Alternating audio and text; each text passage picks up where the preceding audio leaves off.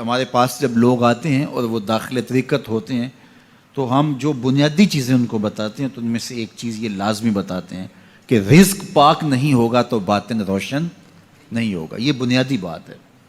اگر رزق پاک نہیں ہے تو میرے حضور نے ارشاد فرمایا کہ ایک بندہ سفر کر کے کعبۃ اللہ کے صحن میں پہنچتا ہے اور کعبے کے پردوں کو تھام رہا ہے, وہ یمد یدیہ, اور لمبے لمبے ہاتھ کر کے کہتا ہے اے اللہ, لیکن اس کا کھانا حرام ہے, اس کا پینا حرام ہے, اس کا لباس حرام ہے, وہ غزیہ بالحرام, اس کو غذا حرام سے دی گئی ہے.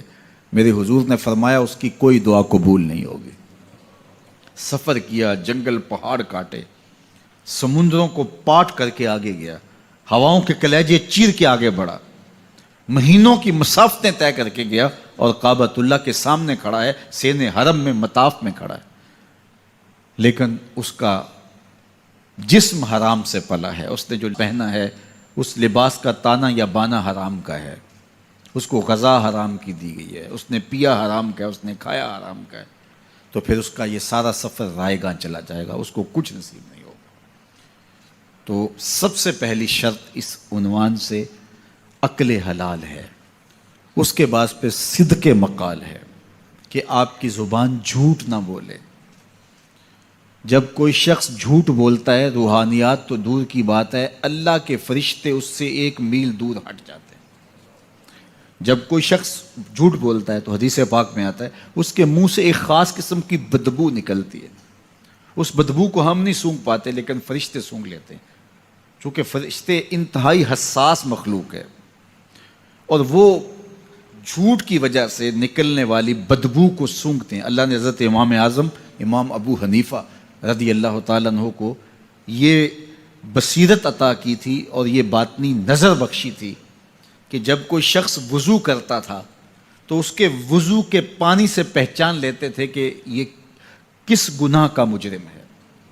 جب بندہ وضو کرتا ہے تو وضو سے ہاتھوں کے گناہ جھڑتے ہیں, منہ کے گناہ جھڑتے ہیں, تو وہ وضو کے پانی سے اس بات کو محسوس کرتے تھے.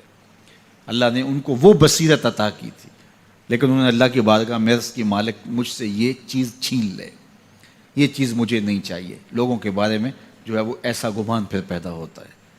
تو فرشتوں کو اللہ نے وہ حساس جو ہے وہ پاکیزہ وجود دیا, اور ان کی حس ایسی ہے کہ وہ بدبو جو انسان بولتا ہے اور لفظوں سے جو اثرات نکلتے ہیں وہ محسوس کرتے ہیں.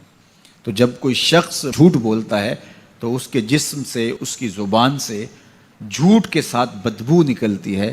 اللہ کے فرشتے 1 میل دور تک پیچھے ہٹ جاتے ہیں.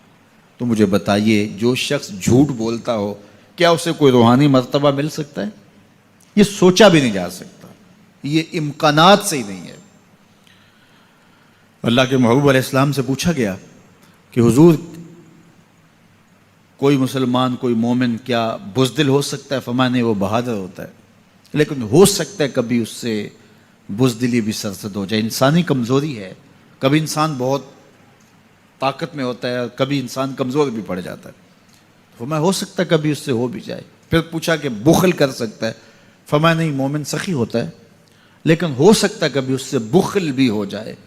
کبھی کبھی دولت اسے اچھی بھی لگنے لگ جاتی ہے, جس طرح فرمایا گیا کہ اولاد مبخلتن مجبنتن, یہ جو اولاد ہوتی ہے یہ بندے کو بخیل بھی بنا دیتی ہے اور بزدل بھی بنا دیتی ہے. جب اولاد نہیں ہوتی تو بندہ سخی بھی ہوتا ہے اور بندہ جو ہے وہ مشکل حالات میں بھی کود جاتا ہے, لیکن جب اولاد ہوتی ہے تو پھر مشکل حالات میں کودنے سے پہلے سوچتا ہے میرے بچے ہیں یتیم ہو جائیں گے. اس کو یہ خیال آتا ہے, پہلے ایسے مال لٹاتا ہے لیکن اولاد ہو جائے تو پھر وہ اولاد کا سوچتا ہے کہ ان کے لیے کچھ میں جمع کر لوں. تو اولاد فرمایا میرے حضور نے کہ مبخلہ و مجبنہ, یہ بخیل بھی کر دیتی ہے اور یہ کمزور اور بزدل بھی بنا دیتی ہے. تو مومن ہوتا بہادر ہے لیکن ہو سکتا ہے کبھی اس سے بزدلی بھی ہو جائے. مومن سخی ہوتا ہے لیکن کبھی ہو سکتا ہے اس سے بخل بھی ہو جائے.